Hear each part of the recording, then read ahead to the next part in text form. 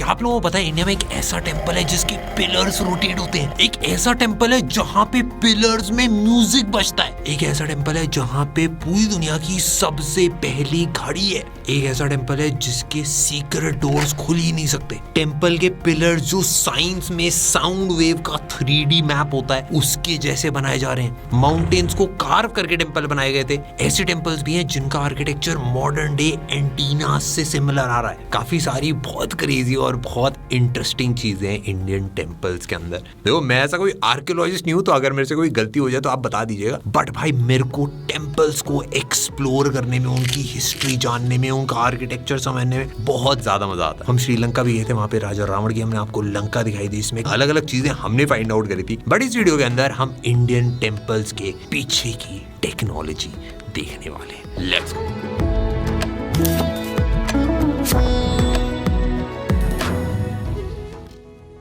विजय Narayana temple, क्या इस temple के अंदर मॉडर्न टेक्नोलॉजी का यूज करा गया है जो अब हमारे पास है, जो शायद उस टाइम पे एग्जिस्ट ही नहीं करती थी। ये 12th सेंचुरी के अंदर बनाए गए थे। ये कर्नाटका के हसन डिस्ट्रिक्ट में आता है और इसको बनने में 103 साल लगे थे। और इतने सालों बाद भी आज ये सेम इंटैक्ट पोजीशन में। एक मूर्ति के अंदर छोटे छोटे फेस बनाए गए हैं। अगर एक कान से कोई टूथपिक आप निकालोगे तो दूसरे कान से निकलेगी। इतने थिन टूल्स और इस टाइप का आर्किटेक्चर उस टाइम पे कैसे बनाया गया? यहाँ के जो पिलर्स हैं वो ऐसे कार्व्ड हैं जैसे उनको लैथ मशीन से बनाया गया है। उस टाइम पे ऐसा कोई टूल था ही नहीं।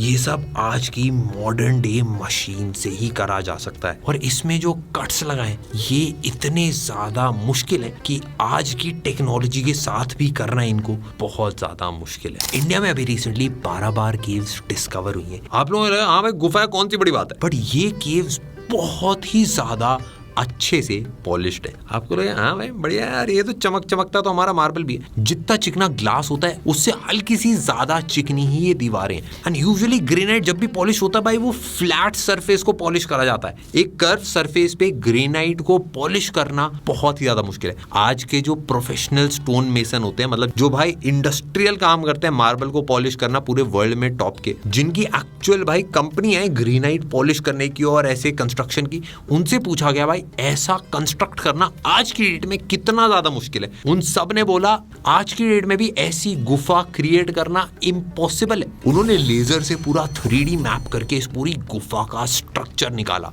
एंड इसमें 0.1% ही डिग्री का वेरिएशन आया। ये ऐसी टेक्नोलॉजी हजारों साल पहले हमारे आर्किटेक्चर में यूज हुई थी, बट आज की डेट में प्रोफेशनल्स नहीं कर पा रहे। नेक्स्ट जो सन टेम्पल है कोणार्क में, काफी सारे लोगों को पता हो, ये एक ऐसा टेम्पल है जो एक रथ या फिर चैरियट की फॉर्म में बनाया गया है। इसके सामने 7 हॉर्सेस हैं जो दिखाता है कि भाई ये चैरियट को खींच रहे हैं। टेम्पल में सुबह की जो सन रे होती है वो ऐसी अलाइन होती है, नोटवा मंदिर को क्रॉस करके वहां रखे सन क्राउन के डायमंड से रिफ्लेक्ट होती है। इसके जो व्हील्स हैं अगर आप ध्यान से देखोगे तो ये साउंड की फ्रीक्वेंसी के ऊपर बेस्ड है। काफी सारे लोग ये भी बोलते हैं कि ये क्लॉक की तरह है। हमारे लिए 24 घंटे होते हैं एक दिन के अंदर, बट इसमें 8 पहर में बांट दिया गया है। हर आर्म में 3 आवर्स का डिफरेंस है और उसके बीच में एक डायल है जो 90 मिनट्स को डिवाइड करता है। और सन की जब रेज इसके ऊपर पड़ती हैं तब इससे एग्जैक्ट टाइम बताया जा सकता है। विनय विठल टेम्पल, इस मंदिर के जो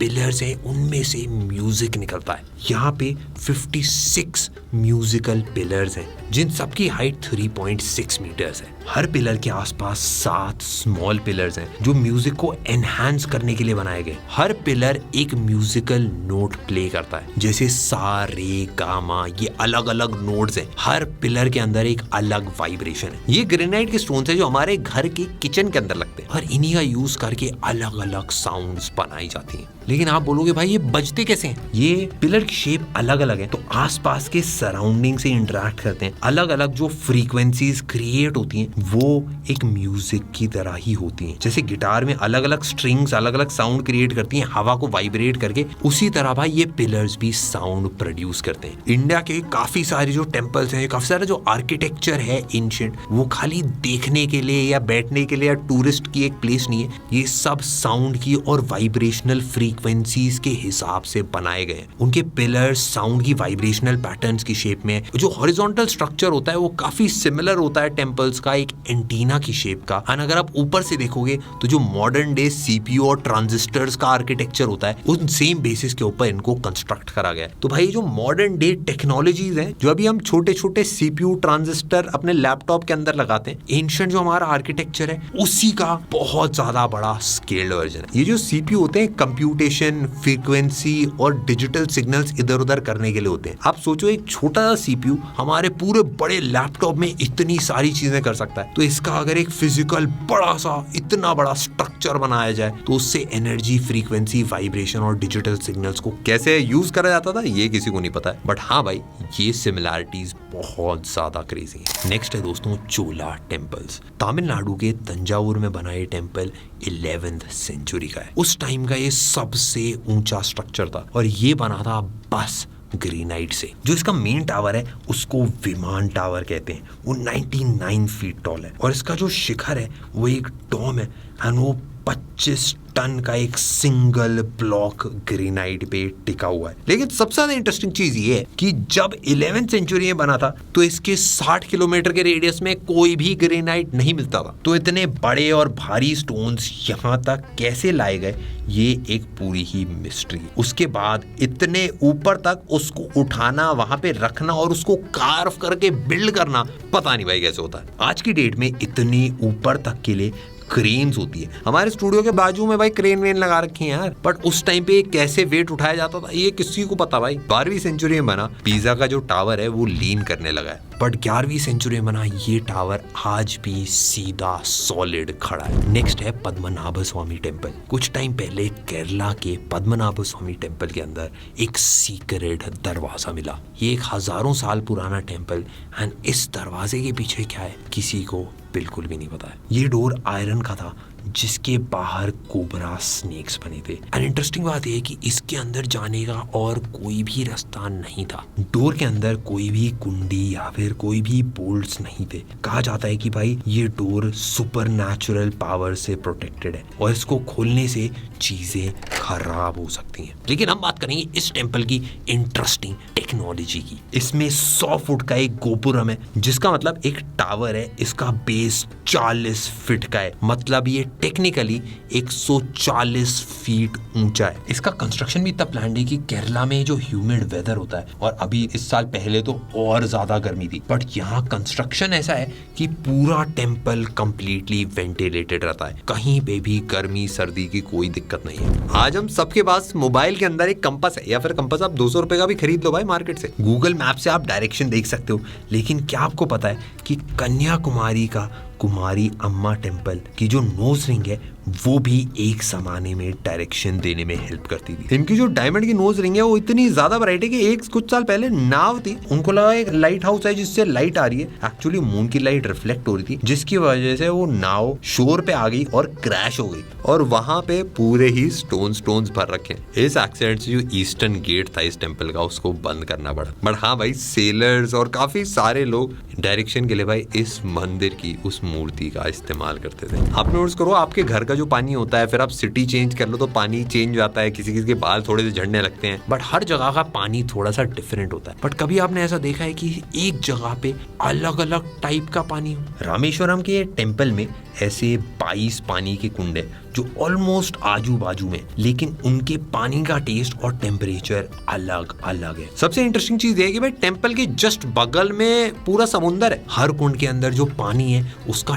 टेस्ट अलग है, उसके मिनरल्स अलग हैं, वो अलग अलग टाइप का पानी है। ये सारे एक साथ एक जगह पे कैसे क्रिएट करेगा किसी को नहीं पता। कुछ ऐसा ही क्रेजी छत्तीसगढ़ की दुर्ग सिटी के अंदर भी है, जहाँ पे चंडी माता के मंदिर में पानी का एक कुंड है जिसमें हमेशा पानी रहता है। पूरे सिटी का पानी सप्लाई एक बार बंद कर दिया था और यहाँ से पानी निकाला गया था, लेकिन फिर भी भाई ये पानी कम नहीं हुआ। ऐसा कैसे होता है ये किसी को कोई आइडिया नहीं। दुनिया का पहला टेलीस्कोप अभी कोई भी टेम्पल नहीं है भाई। जयपुर के जंतर मंतर के अंदर एक रेड स्टोन से बना इंस्ट्रूमेंट है जिसको पोल स्टार या फिर ध्रुव तारा देखने के लिए बनाया गया था। इसका नाम ही ध्रुव दर्शक यंत्र रख दिया गया। लेपाक्षी टेम्पल, ये टेम्पल फेमस है अपने पिलर्स के लिए। इसकी पिलर्स ऑफ कोर्स भाई साउंड की वाइब्रेशनल पैटर्न के ऊपर बेस्ड हैं, जो काफी ज्यादा कॉमन हो गया है। अलग अलग फ्रीक्वेंसीज पे अलग अलग मंदिर बनाए जाते हैं। मैं पर्सनली वहां पे गया था एंड वहां पे एक हैंगिंग पिलर है, मतलब वो पिलर हवा में लटक रहा है, आप नीचे से रुमाल निकाल सकते हो। कोई कहता है कि इंजीनियरिंग एरर है, कोई कहता है कि ये जियोलॉजिकल डिस्टर्बेंस की वजह से हुआ है, लेकिन काफी लोगों का ये भी कहना है कि ब्रिटिश रूल के टाइम पे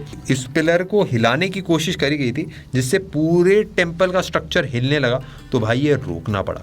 इवन ये भी कहा जाता है कि भाई इस पिलर के ऊपर पूरे टेम्पल का स्ट्रक्चर टिका हुआ है। इस टेम्पल के पास दुनिया का सबसे बड़ा नंदी जी का स्ट्रक्चर भी है, और ये टेम्पल इसलिए फेमस है क्योंकि रामायण के समय जटायु जी, जो सीता माता को राजा रावण से बचाने की कोशिश कर रहे थे, उनकी रक्षा करते टाइम वो घायल होके यहीं पर गिरे थे। इंडोनेशिया का जो प्रम्बरन टेम्पल है, इसका स्ट्रक्चर एक मॉडर्न डे एंटीना की शेप का बना हुआ है, या फिर हम उल्टा भी बोल सकते हैं, एक एंटीना उस टेम्पल के स्ट्रक्चर जैसा बनाया गया है। एक एंटीना का काम होता है स्पेसिफिक फ्रीक्वेंसीज को एम्पलीफाई करना एंड कैप्चर करना। ये टेम्पल्स भी उसी स्ट्रक्चर के हिसाब से बनाए जाते थे। मेरे को ऐसा लगता है जैसे एक एंटीना फ्रीक्वेंसीज कैप्चर और भेजता है, उसी तरीके से भाई ये टेम्पल्स भी कुछ फ्रीक्वेंसीज हमारी बॉडी में क्रिएट करने के लिए बनाए जाते थे। फाइटर जेट का जो कोन होता है उसके आगे एक एंटीना लगा रहता है। ऊपर से अगर इस टेम्पल को आप देखोगे तो सेम एंटीना का स्ट्रक्चर यहाँ पे भी है।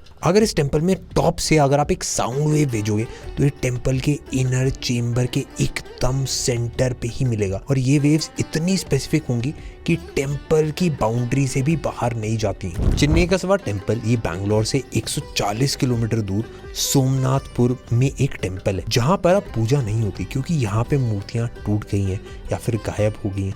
एंड ये बताता है कि ये टेम्पल बहुत ज्यादा पुराना है। इसका जो सीलिंग है, प्लेन का जो टरबाइन इंजन होता है, उसी के जैसा इसका पूरा एक डिजाइन है, या फिर आप उल्टा भी बोल सकते हो। हम आज की डेट में भी वो ब्लेड्स जिस प्रिसीजन से किसी मेटल से बनाए जाते हैं, आज से कई साल पहले हमारे ही उन कुछ लोगों ने ये चीजें पत्थरों में बनाई थी। हमने अलग अलग टेम्पल्स के बारे में आपको बताया, उनकी टेक्नोलॉजीज के बारे में बताया। जैसे ज्यादातर मंदिरों का आर्किटेक्चर साउंड की वाइब्रेशनल फ्रीक्वेंसीज के ऊपर बेस्ड है। जैसे सन टेम्पल का जो व्हील है या फिर जो स्टेप वेल्स होती हैं, वो एक अलग फ्रीक्वेंसी के ऊपर बेस्ड होती हैं। अगर जो टोनोस्कोपी होती है ओम साउंड की, बेसिकली अगर आप साउंड को एक विजुअल पैटर्न में कन्वर्ट करो एक मशीन के थ्रू, तो एक्चुअली एक श्री यंत्र बनता है। उसी के आर्किटेक्चर के ऊपर काफी सारे टेम्पल्स बेस्ड हैं। काफी सारे लोग इसके ऊपर रिसर्च करते हैं, पर मेरे हिसाब से भाई हमारे जो पास्ट में लोग थे उनको हमसे काफ़ी ज़्यादा चीज़ें पता थी, वो टेक्नोलॉजी में भी खो गई, में भी गायब हो गई, किसी को पता नहीं। बट हाँ भाई, हम अभी तक टूरिस्ट की तरह जाते हैं, देखते हैं, बट इनको यूज़ कैसे करना है वो शायद अभी तक हम समझ नहीं पाए। बट डेफिनेटली भाई काफ़ी ज़्यादा एक्साइटिंग है। मेरे को पर्सनली काफ़ी ज़्यादा मज़ा आता है क्योंकि भाई टेक्नोलॉजी वाली फील्ड से अलग अलग चीज़ें देखता रहता हूँ, इसीलिए भाई मुझे काफ़ी ज़्यादा फैसिनेटिंग लगता है, और इसीलिए मैं सोचा आप लोगों से सारी चीज़ें शेयर करूँ। अगर हमसे कोई गलती हो गई हो तो आप हमको माफ़ कर देना। कुछ अगर मैंने फैक्ट थोड़ा बहुत इधर उधर बता दिया तो बताना कमेंट सेक्शन में। बढ़ता है इस वीडियो के लिए। आई होप आपको पसंद आई हो। ऐसी वीडियो अगर आप चाहते हो कि हम और बनाए तो कमेंट सेक्शन में नीचे बताना। मिलते हैं नेक्स्ट वीडियो में। बाय।